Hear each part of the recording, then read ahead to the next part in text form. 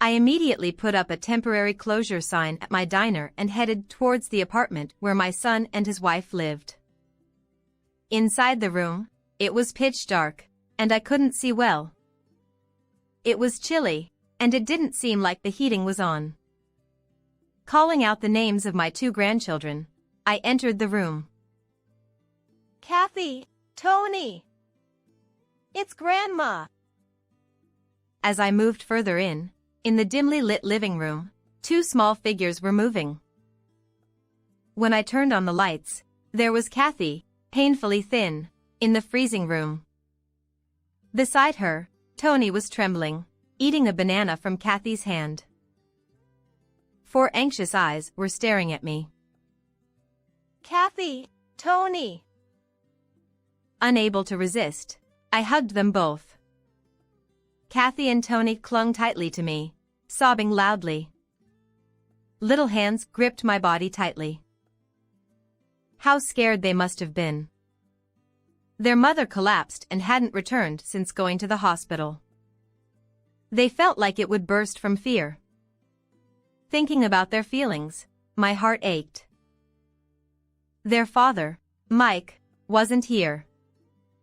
When I called to ask where he was, he laughed and replied, "On a trip with the family. Coming back tomorrow." "I see. Safe travels then." With that, I hung up the phone. Later, when he returned home, he would witness an unbelievable scene. I'm Beth. I run a small eatery, and today during lunchtime, it's bustling as usual. This diner, Country Cookhouse, was inherited from my in-laws. Welcome. I'll get your table ready right away. I manage everything alone, which makes it hard to keep up. Regular customers reassure me not to fret. Take your time. We're fine. Their words offer a bit of solace. Some regulars have been coming since my in-laws' time, while others are new, attracted by the proximity of their homes or workplaces. It's heartwarming to see the customers enjoying the food and the lively atmosphere. When I hear delicious, I mentally cheer. Before, my husband and I ran this place together. He always said, "If people are hungry, they won't be happy. So, we cook to make them happy." We enjoyed brainstorming menus, counting the cash in the register, and rearranging the seating. Those were the days, continuing until our son Mike was born and grew up to high school. But around the time Mike was a sophomore, my husband passed away in an accident. It was incredibly tough, and I even considered closing the diner. Mike had university entrance exams ahead, so I couldn't rely on him to help with the diner. I couldn't imagine managing it alone. That's when one of our regulars said, "We're waiting for you," with a gentle smile. Seeing that smile, I felt like I could give it a shot on my own. It'll be okay, I'll manage somehow.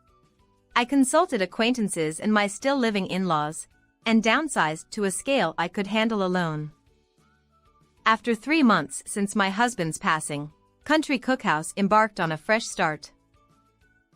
Mike also successfully passed his university entrance exams and decided to attend his first choice school. It's far from home, so I want to live on my own. Sure, that's fine. Let's go check out some places soon. I always tried to accommodate Mike's requests as much as possible. This was because both my husband and I were always tied up with the diner since Mike was young, and we rarely had time for him. The diner was thriving, and we couldn't neglect it either. Even after closing time, my husband would stay back at the diner for preparations. I would return from the diner, cook dinner, and wait for my husband while taking care of Mike. Is Dad still working today? I remember him asking that every night when he was still small. His lonely expression is still vivid in my mind. I wished we could have sat together as a family of 3 around the dinner table more often, but it happened only once or twice. I felt guilty for making Mike feel lonely all this time. I want you to learn what you want and pursue what you want to do with all your heart. I told him before his university entrance exams and the day before he moved. Mike just nodded slightly, looking somewhat downcast. He didn't say anything more. Even after he started living on his own, I managed the small diner by myself. We didn't need to rely on scholarships or loans for university tuition, as we had enough savings. The 4 years Mike spent as a university student passed by in a flash.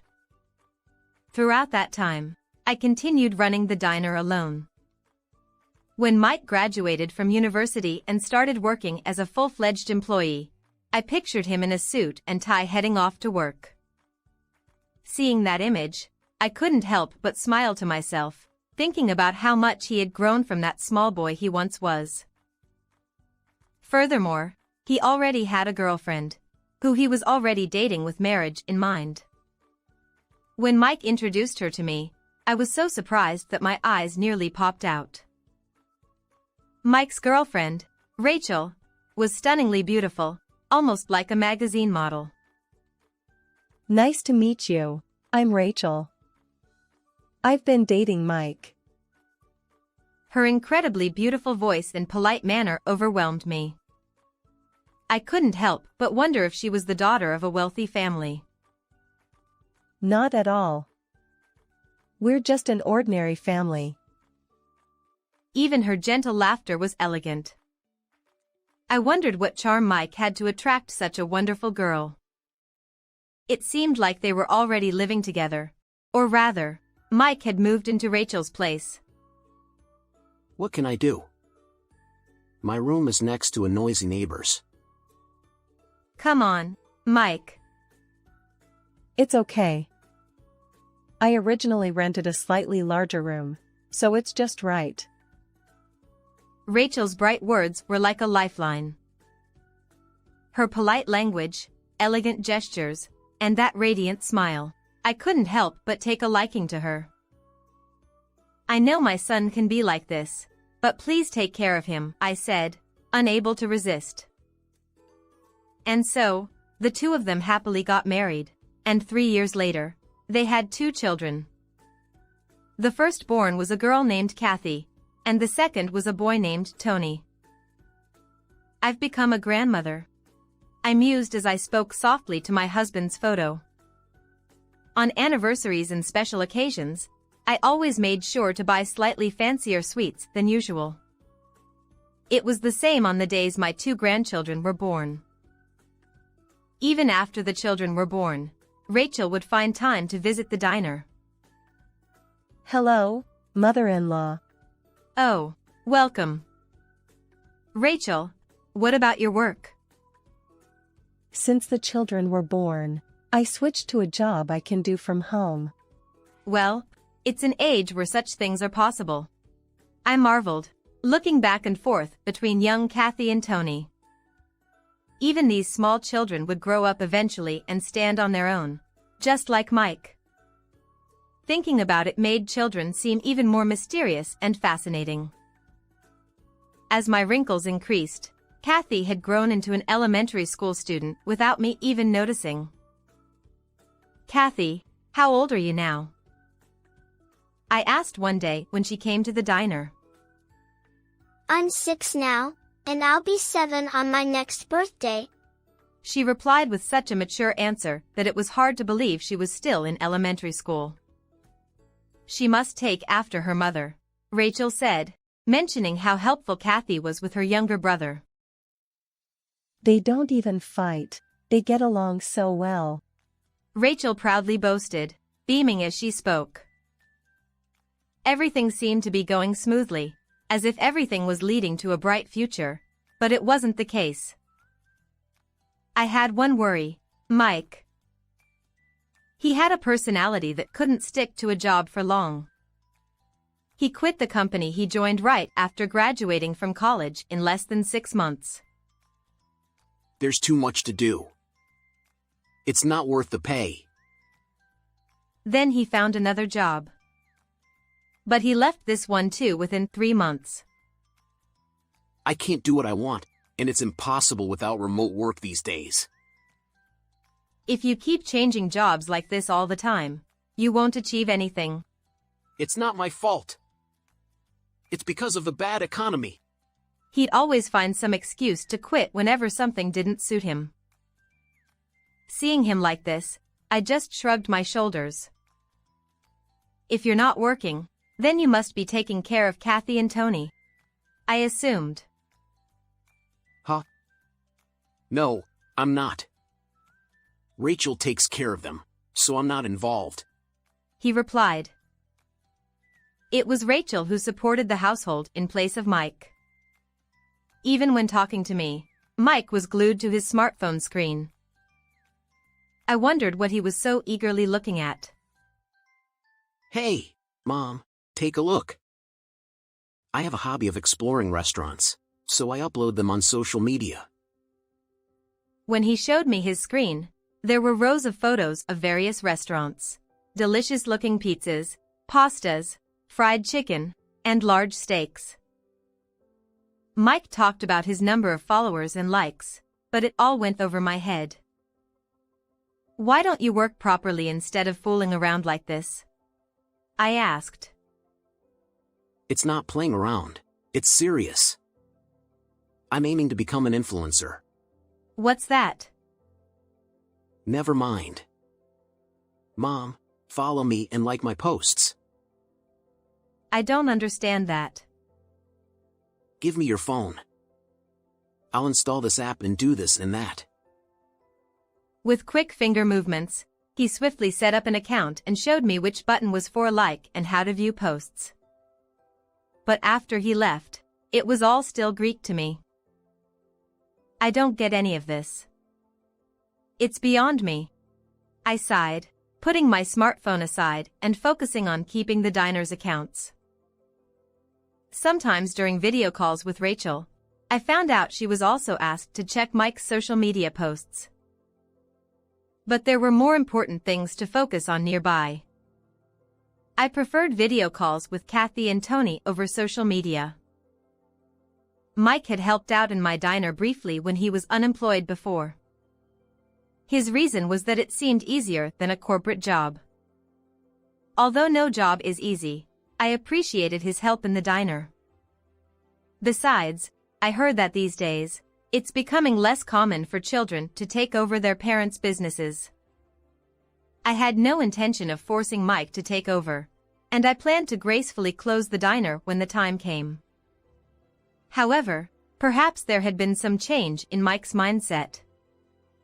I dared to hope that he might want to take over the diner. I happily put Mike to work in the diner, letting him guide customers and take orders. He got along well with regulars, engaging in friendly conversations, which was refreshing to see. The first week seemed to start well. I thought, maybe this suits him better than a corporate job after all.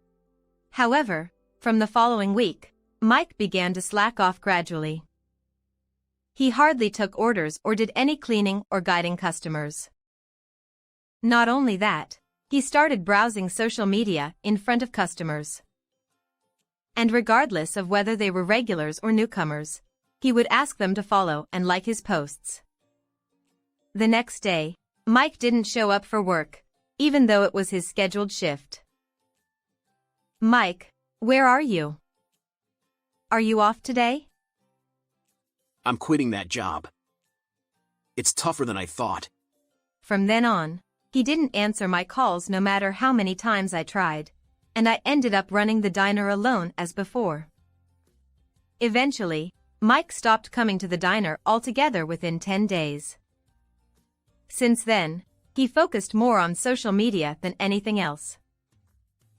On the other hand, Rachel seemed to be juggling multiple jobs lately, sacrificing her sleep. I worried she might collapse someday, but Mike showed no signs of concern. He didn't even think about giving up his restaurant tours and social media posts. During our occasional video calls, Rachel let slip her true feelings. I just wish he could earn a bit more, she said, sounding unusually dejected, her shoulders drooping. Her lovely smile had vanished, and her usually clear voice sounded somewhat hoarse. Mike, as usual, continued his restaurant tours and rarely stayed home. When I reproached him, he always said the same thing. If I become famous and expand my network, it'll lead to something in the future. While I doubted it would really work out, I still listened to his words. But deep down, I also felt a desire to support Mike if he could make a living doing what he wanted. Somewhere in my heart, I harbored the naive thought of letting Mike pursue his dreams. Rachel, too, seemed to believe in Mike's endeavors and refrained from criticizing him too harshly. Indeed, thanks to his initiative, his number of followers and likes had increased slightly. However, I would soon realize that it was a mistake. One day, I was in the diner as usual. The weather forecast had predicted it might snow at night, and it was as cold as midwinter outside, with overcast skies. Since there were no customers in the afternoon, I used the time for evening preparations and cleaning. As I diligently wiped tables, my phone rang in my pocket. It was Rachel. Thinking it was our usual video call, I answered. But the voice on the other end was very weak. Mother-in-law, I'm sorry to bother you, but there's something I need to tell you. To my shock, she had collapsed from overwork a few days ago and had to be hospitalized. Hospitalized? How are you feeling now? Is your body okay? I'm okay, barely. Don't be such a stranger. Why didn't you tell me sooner? I'm sorry. I tried to, but Mike said it wasn't necessary. Mike? He said he'd take care of the kids himself. But I'm worried about them. I see. Is Mike at home? Would the fickle Mike really take care of the kids? But if his wife was hospitalized, even Mike would have to look after the children. He said he'd watch them. Although I want to believe. I sensed a hesitation in her voice, giving me a bad feeling. He's been posting photos on social media. I don't think he's taking care of the kids. Rachel was following Mike's social media as well. She decided to check the app herself. As Rachel had said, even on the day she was hospitalized and the next, he was casually posting pictures of pizzas. Listening to Rachel's story, I was dumbfounded. And that restaurant is out of state. I couldn't stay like this. I couldn't imagine children under 10 cooking for themselves with their parents not around. I understand. I'll head over to your house right away. Can I come too? No, Rachel, you need to rest properly. I ended the call a bit sternly. Otherwise, she might really try to come along. Since she was under a doctor's orders not to move, she shouldn't push herself. I immediately put up a sign indicating the diner was temporarily closed and headed to the apartment where my son and his family lived. It's about a 30-minute drive away. I'm glad I had the spare key for emergencies.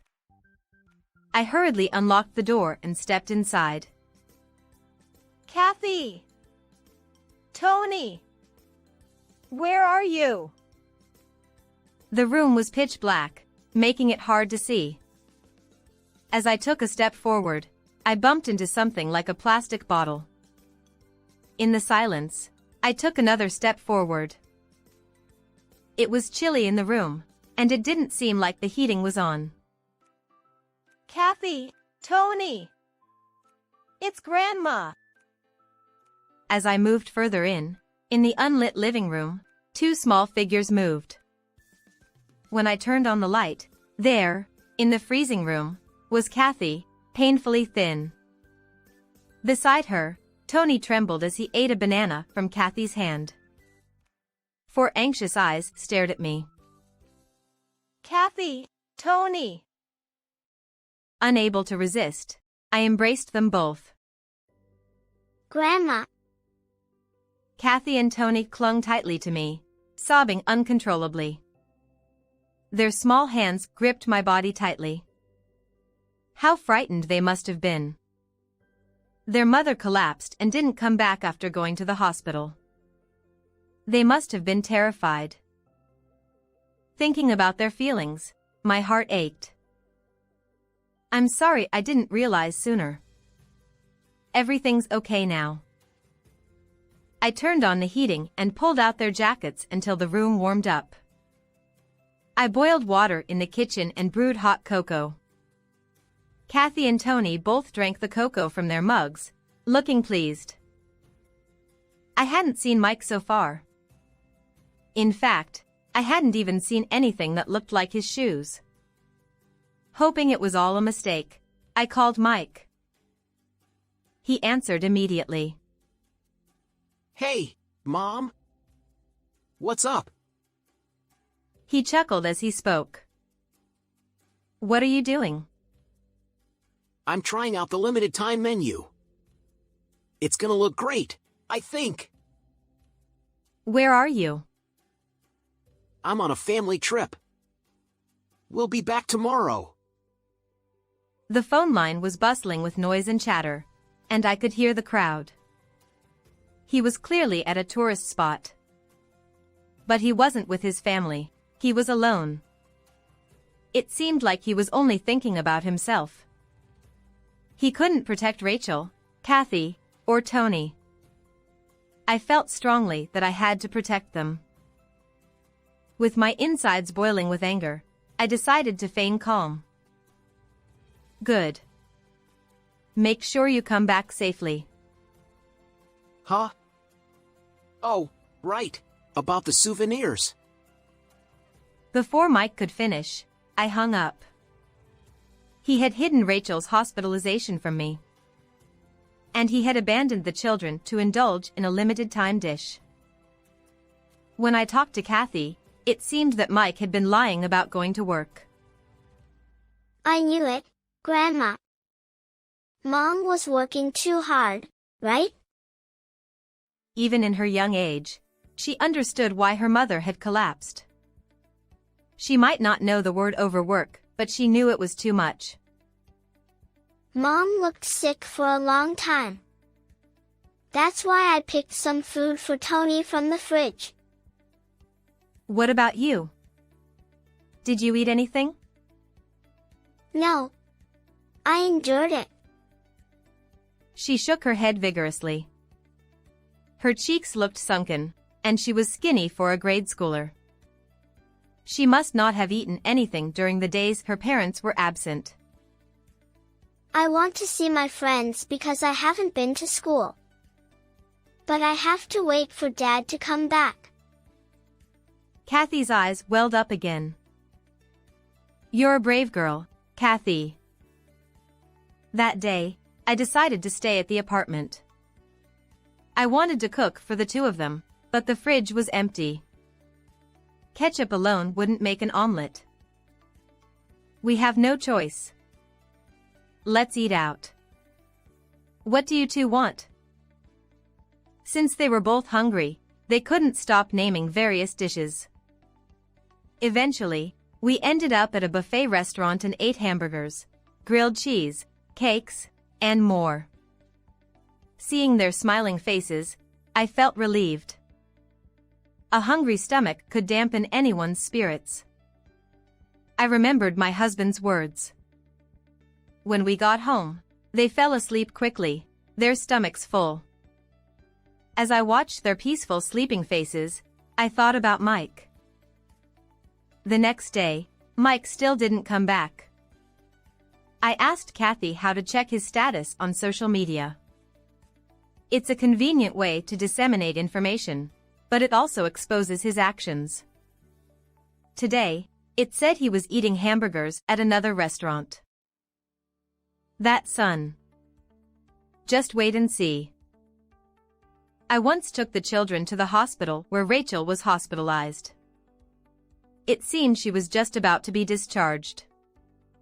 At the entrance, Rachel, Kathy, and Tony were delighted to reunite.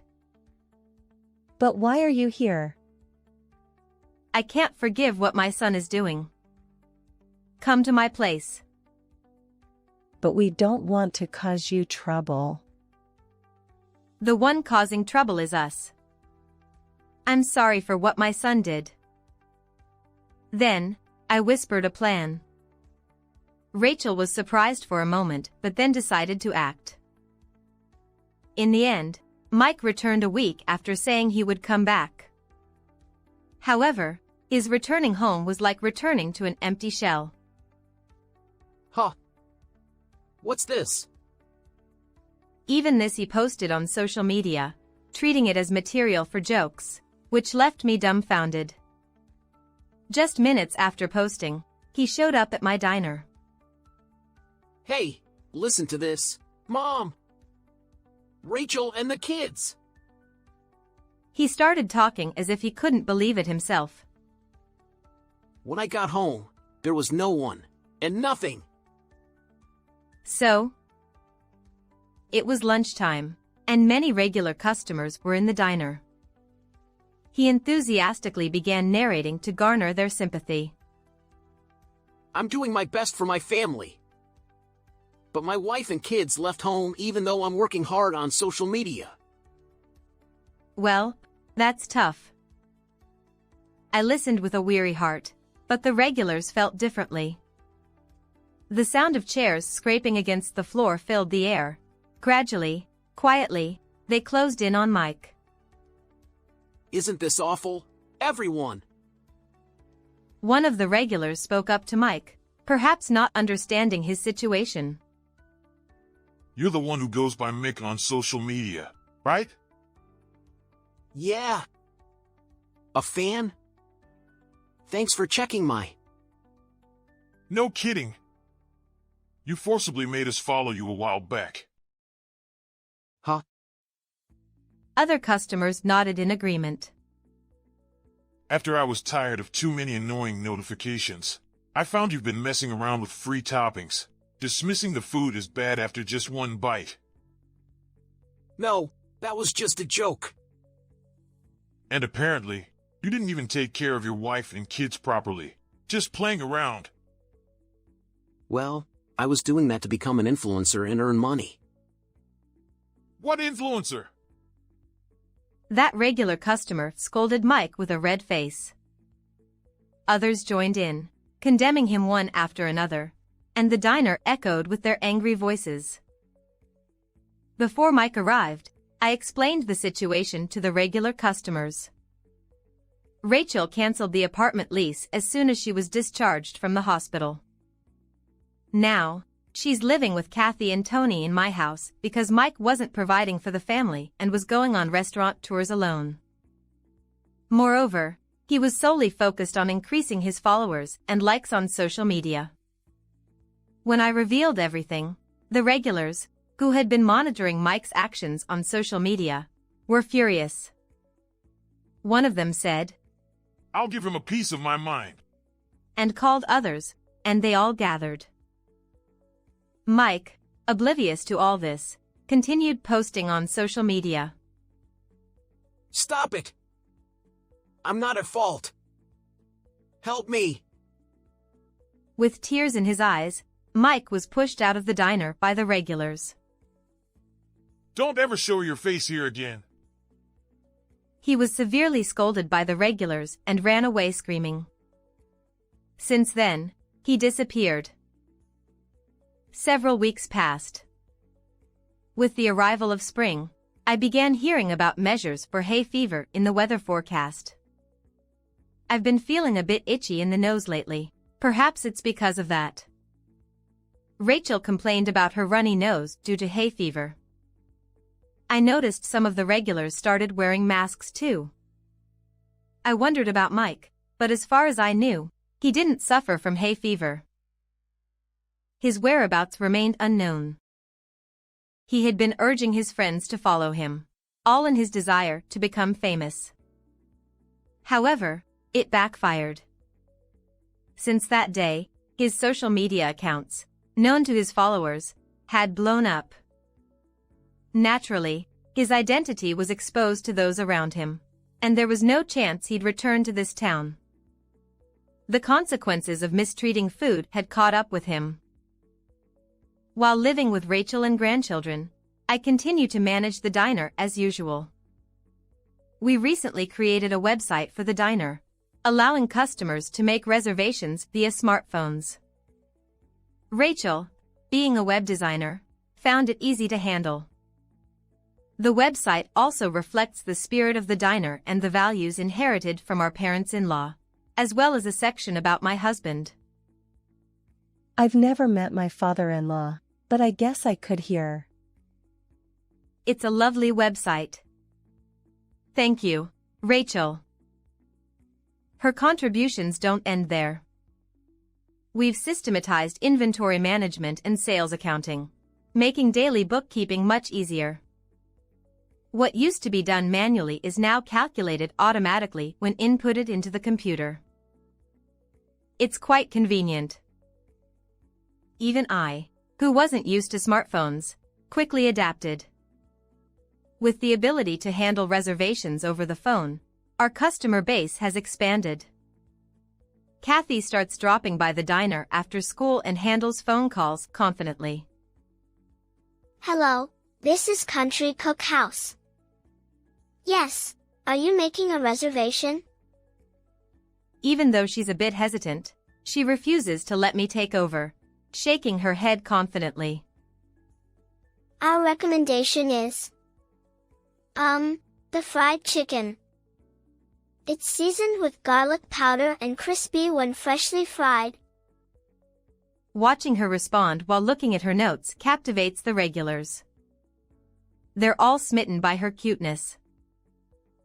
I wonder if she'll take over the diner someday. But for now, I'm running the diner as usual, thinking about it. How did you like this story? Please subscribe to the channel. See you in the next video. This is already my house. If you don't like it, feel free to leave. My mother-in-law declared. When I returned home, I was shocked to find my estranged mother-in-law there, spouting such audacious words. What? I exclaimed, utterly bewildered.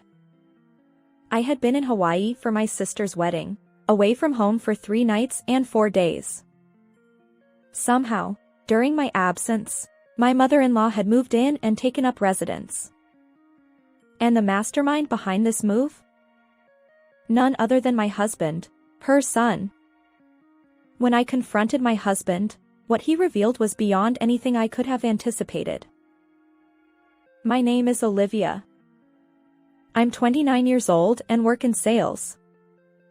During my student days, I was dedicated to my studies and landed a job at a major insurance company right after graduation. People often refer to me as a career woman, and it's true. I love my work and give it my all every day. However, my romantic life has been a complete failure. I've never had a proper relationship with the opposite sex. But even for someone like me, a turning point arrived. On that particular day, my schedule was packed with client appointments, making it an unusually hectic day. I needed to visit a client's home to finalize a contract, but I barely made it out of the office in time. Hastily grabbing the necessary documents, I rushed out. Can I make it in time somehow? I muttered to myself as I hurried toward the train station. Suddenly, I felt someone calling my name and turned around. There, running toward me with a desperate expression, was a man. He shouted, Olivia! Wait! Wait! Michael? It was Michael, a colleague who worked in the same department. We hadn't spoken much, just exchanged greetings in passing. Michael caught up with me, gasping for breath, and handed me something. What's this? It was the documentation I needed for the upcoming client meeting. Wait a minute! Why is this here? I checked the materials I had brought and realized they were meant for a different client. Apparently, in my haste, I had grabbed the wrong documents. I happened to pass by your desk and noticed these documents were left behind. I chased after you in a panic. I'm glad I made it in time. Thank you.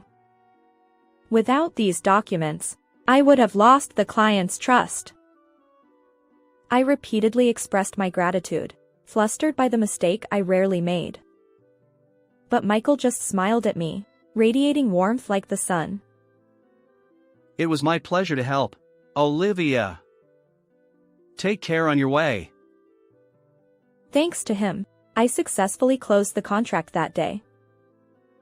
This incident became the catalyst for us to engage in frequent conversations, and we gradually progressed to going out for meals, naturally transitioning into a relationship.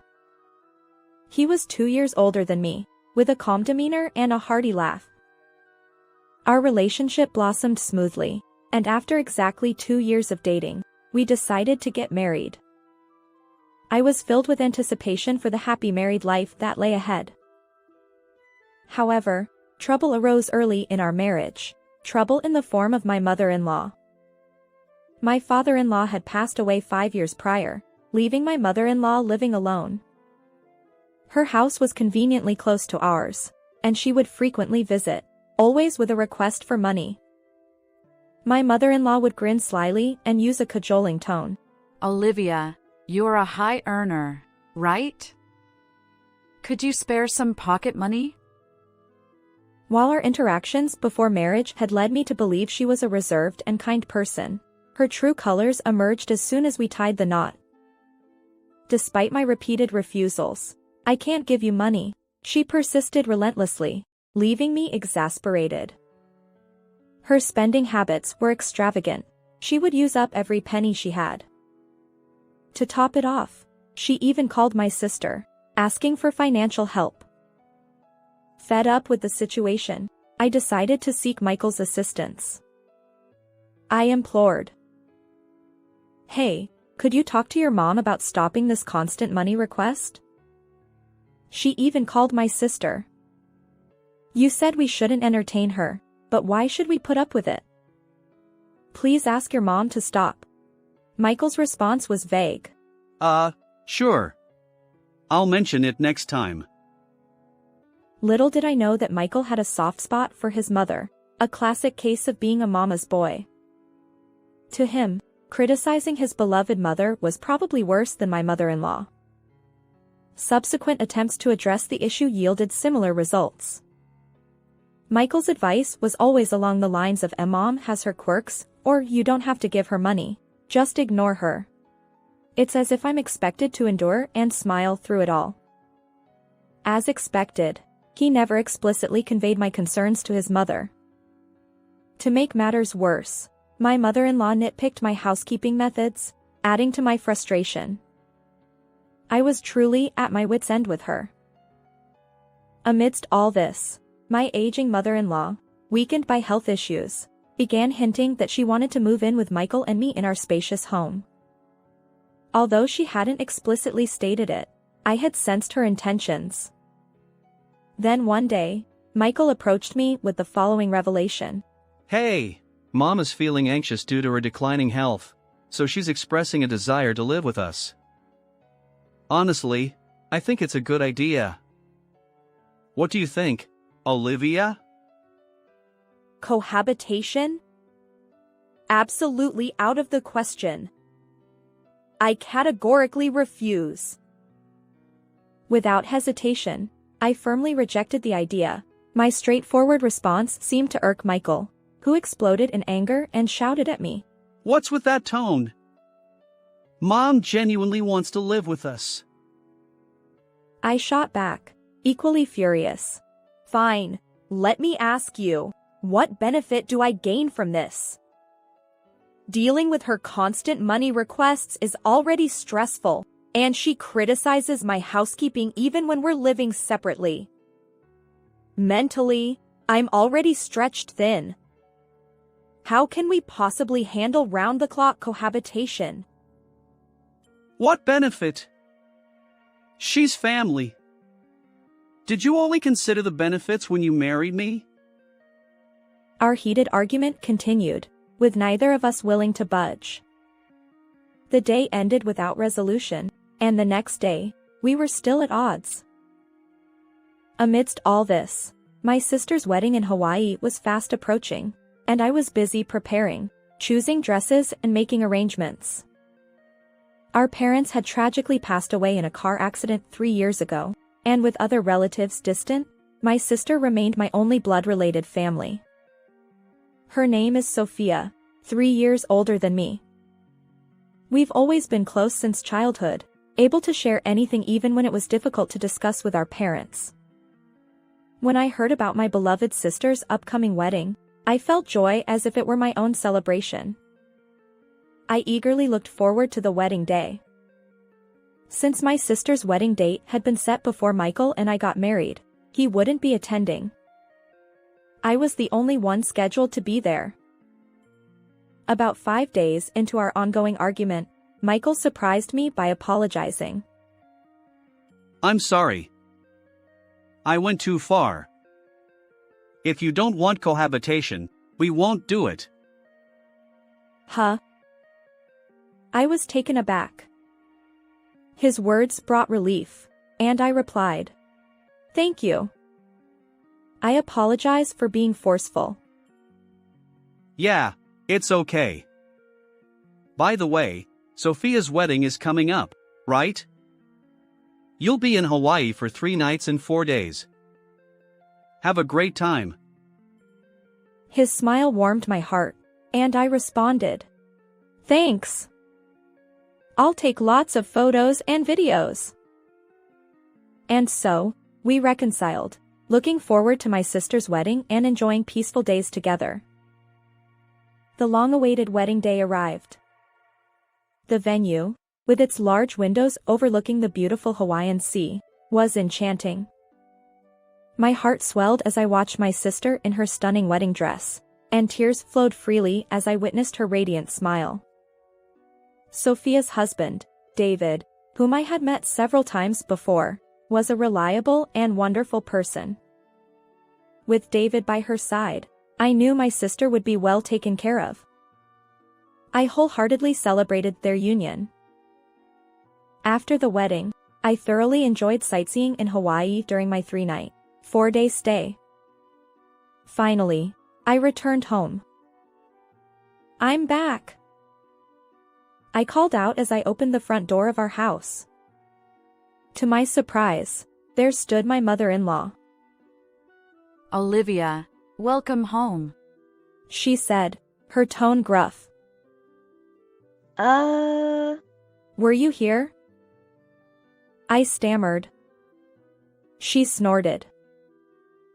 "Of course. This is my home now too. Serve me well, won't you?" Her words left me dumbfounded. "What?" I managed to reply, my mind racing. I hurried into the living room, where Michael was lounging on the sofa. "What's going on? Why is your mom here? We agreed not to cohabit." I confronted him. Michael nonchalantly responded, You're making a fuss. The cohabitation thing was a lie. While you were in Hawaii, I moved her stuff in. From today, the 3 of us will live together. My anger surged. Apparently, Michael had orchestrated his mother's move during my absence, intending to impose cohabitation without my consent. What's that? You deceived me. Deceived? What's the big deal? It's just an opportunity for you to be filial. After all, you don't have real parents anymore, so why not take advantage of this chance? Michael, who says such things with a smirk, is incredibly off-putting. My mother-in-law joins in, rallying behind. Exactly. You should cherish me more. How about starting with a massage from me? That's right, Olivia. From now on, make sure to give Mom her massage every day. Also, about Mom's room, climbing the stairs to the second floor might be difficult, so I'll arrange for her to have the room on the first floor. Unable to tolerate their presumptuous conversation, I raise my voice. Enough. Stop this nonsense. You're both despicable for doing this without my consent. I couldn't hold back my anger as I shouted. Michael scowled and yelled at me. What's with that attitude? From today on, we're living together. If you don't like it, get out. As Michael continued his verbal assault, he added insult to injury. Well, your parents are already in the afterlife, and you don't even have a family home to return to, do you? He laughs mockingly. Upon hearing those words, my feelings toward Michael plummeted to freezing temperatures. Fine.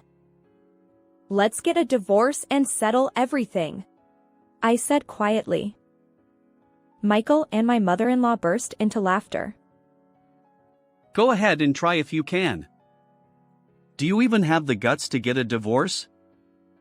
You've got nowhere to go, after all. Well, I'm all for divorce too.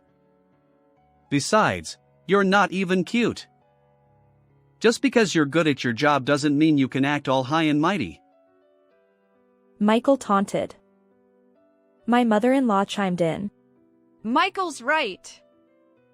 You earn money, but you never give me any allowance. You're so rebellious. A wife like you should leave immediately. I had already resolved to cut ties with these people, so I remained silent, ignoring their continued verbal abuse. Taking advantage of my silence, they continued their tirade, but I paid them no mind. Instead, I reached into my bag, pulled out my phone, and made a call to someone. The ringing tone echoed, and I waited patiently for the other end to pick up. Michael, puzzled, asked, Huh? Who are you calling? Just as he spoke, the person on the other side answered, and I began my conversation. Hello, Sophia? Yes, the person I dialed was my sister, Sophia. Thank you so much for coming to my wedding. Have you made it home? Yeah, I'm back. It was truly a beautiful wedding. Congratulations again. But there's something I've decided. I've been worried about you, so I wanted to tell you right away. As I spoke, both Michael and my mother-in-law watched with bated breath. I've decided to get a divorce from Michael. And about the house. It's too big for just me, and there are no plans for reconstruction. So, I'll take care of the whole property, I declared loudly. My announcement left Michael and my mother-in-law in shock. What? They exclaimed. Sophia, delighted by my decision, assured me. If there's anything I can do to help, just let me know. I thanked her and hung up the phone. At that moment, Michael hurled insults at me. What the hell are you saying? Are you planning to bulldoze the entire property? Ridiculous! My mother-in-law chimed in. Exactly. Besides, isn't Michael the legal owner of both the land and the house? You can't just decide something like that on your own. Caught off guard by my mother-in-law's words, Michael stammered. Well, that's... Ignoring their puzzled expressions, I asserted firmly. There seems to be a misunderstanding. I am the legal owner of this house and the land. What? Wait, that can't be true. Michael told me he was the owner. She looked at Michael, seeking confirmation. Right? You are the owner, aren't you? Michael remained silent, avoiding eye contact. I addressed him quietly. Michael, I suspected as much. You've been lying to your mom about being the owner. Why would you do that? Frustrated, Michael blurted out. Because you earn more than I do. The loan approval for this house hinged on my salary, but it didn't go through. Eventually, you became the legal owner. My pride as a man was hurt.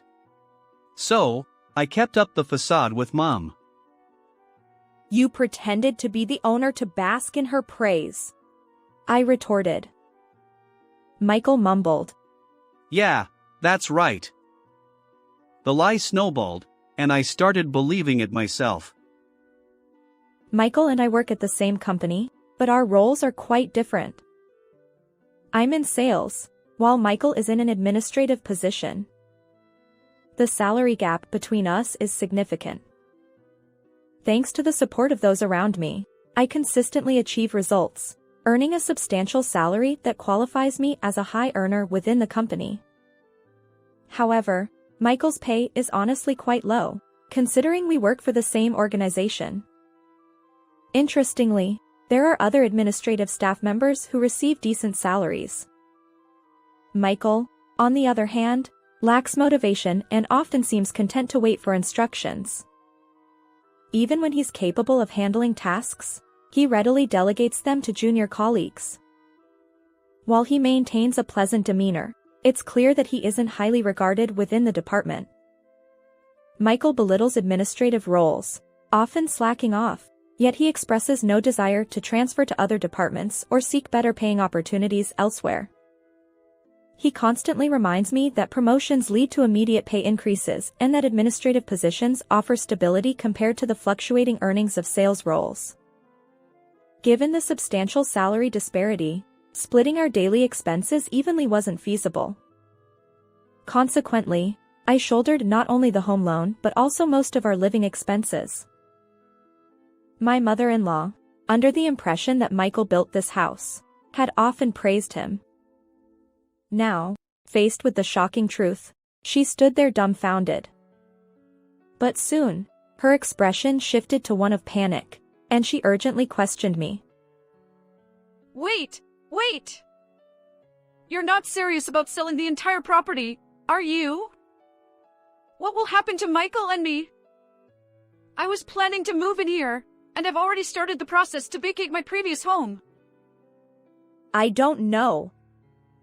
Michael and I are getting a divorce, so we're no longer family. As for the future, that's something you and Michael will have to figure out. My cold response left Michael clinging to me. Desperation etched on his face. He pleaded. Let's reconsider the divorce. I messed up earlier. Got carried away. Olivia, I need you. Divorce is out of the question. Perhaps finally sensing the gravity of his situation, he clung to me. But I sighed heavily. Do you think an apology erases everything? I can't continue as your wife. I don't even want to see your face. For now, I'll stay at a hotel, but rest assured, I'll proceed with selling the house and land. As I spoke, both of them turned pale, trembling. I'll give you some time to move out. You can't do it overnight. But if you continue living here without taking any action, I'll take legal measures to evict you. Find your next place soon.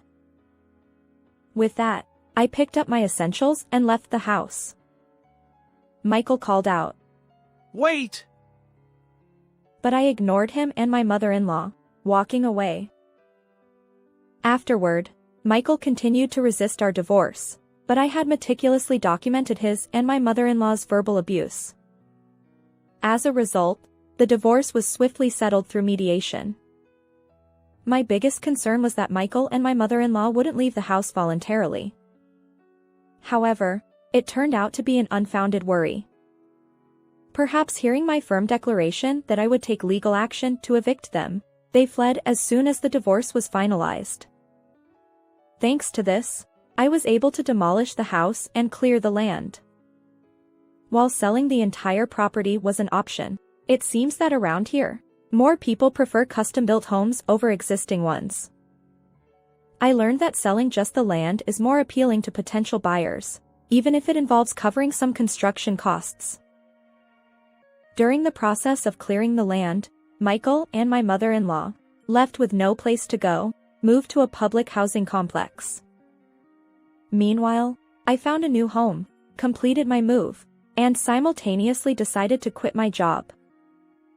I left my job for 2 reasons. First, I couldn't bear the thought of remaining in the same workplace as Michael, and second, my new residence was quite far from the company. And now, I'm working enthusiastically at my new workplace. Interestingly, this company is owned by none other than my sister's husband, David. You see, I've been confiding in my sister about Michael and my mother-in-law, and she empathized with me, consistently encouraging me to pursue a divorce. David highly values my work performance, and when I decided to divorce and quit my job, he extended an invitation to work at his company. So, I've officially been headhunted by David's company. Like my previous workplace, David's company also deals with insurance. It's what you'd call a competitor in the industry. I've been diligently working there, achieving more and more success. With the weight of divorce lifted, I can wholeheartedly focus on my job, and every day feels incredibly fulfilling.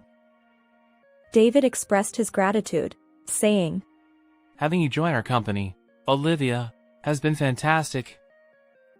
Your reputation with clients is outstanding, and you keep securing contracts one after another. Thank you so much. His praise only fueled my determination, and I continue to work diligently day by day.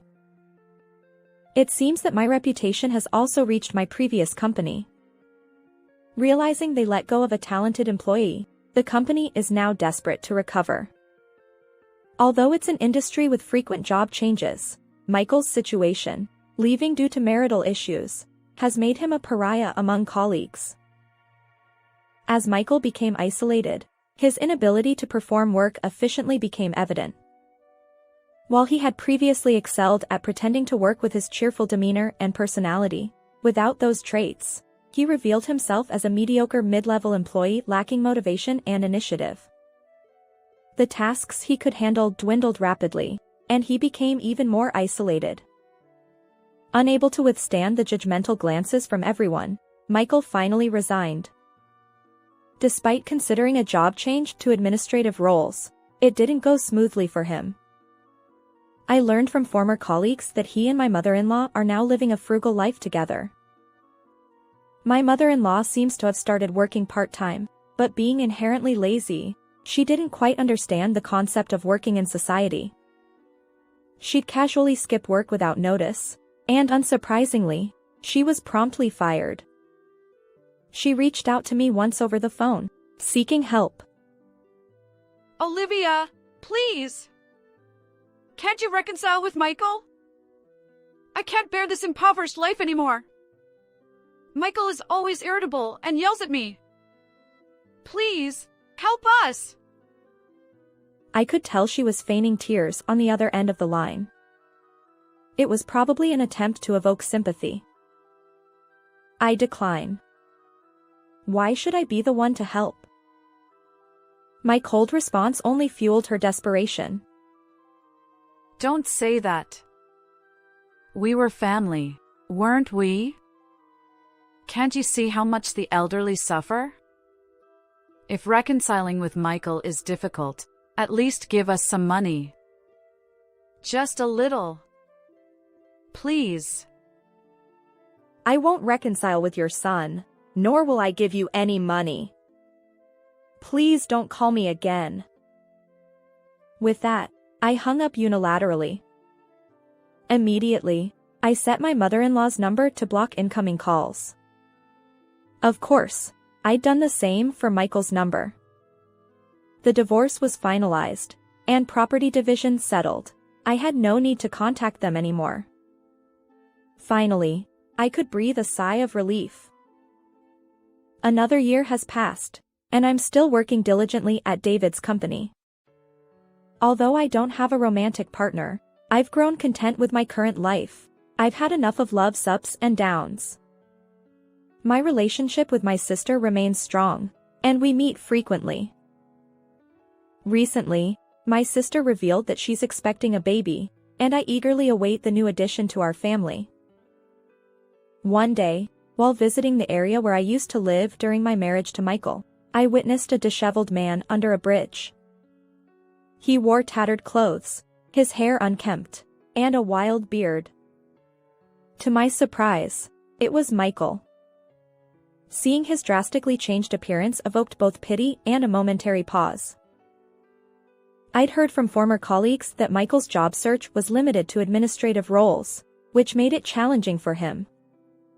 However, with his personality and natural brightness, he could have excelled in other fields beyond administrative work. Back when we were happily married, I had even suggested he explore career paths where those qualities could shine. My words seemed to have fallen on deaf ears, as evidenced by his current state. But we are strangers now. Michael's circumstances are the result of his own choices. I averted my gaze, realizing there was nothing more I could say. And so, I continued walking forward, leaving him behind. How did you find this story? If you enjoyed it, consider subscribing to our channel. Until next time.